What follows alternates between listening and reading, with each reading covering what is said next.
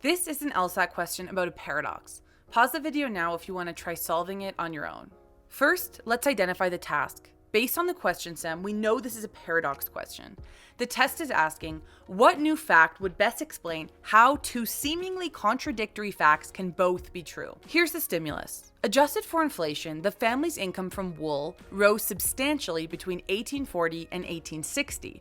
That makes sense because international wool prices were higher and the family sold a lot more wool abroad. But despite all that extra wool money, the family did not enjoy a comparable increase in prosperity. So what's the paradox? They're raking in more cash from wool, yet they're not actually better off overall. Here's the strategy for paradox questions. First, clearly restate the contradiction. Second, ask what factor could offset or cancel out the apparent benefit. Third, look for an answer that explains how the gain in one area is outweighed by losses somewhere else. When we carry out that strategy, we find the correct answer. Answer C. Answer C says that the international and domestic prices for mutton, sheepskins, and other sheep products fell sharply during the same period. This works perfectly. Why?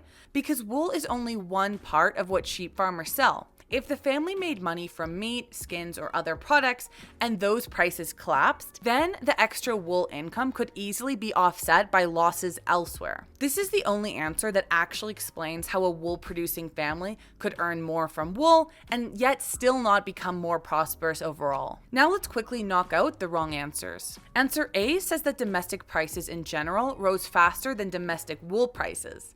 This misses the point. The family's increased earnings came from international wool sales, not domestic prices.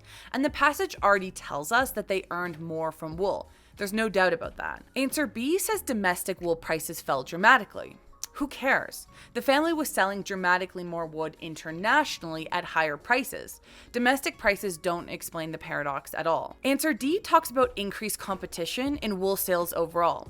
This is about Australian producers in general, not this specific family. And nothing here explains how higher wool income translates into lower prosperity. Answer E says more Australian sheep farmers relied exclusively on international wool sales. That doesn't explain anything. It doesn't resolve why this family failed to prosper despite higher wool income. Ultimately, paradox questions are about offsets. Answer C works because it shows that while wool income rose, other major revenue streams collapsed, solving the paradox cleanly. If you want to get faster and more confident at questions like this, book a free LSAT tutoring consultation with HummingBird LSAT Prep.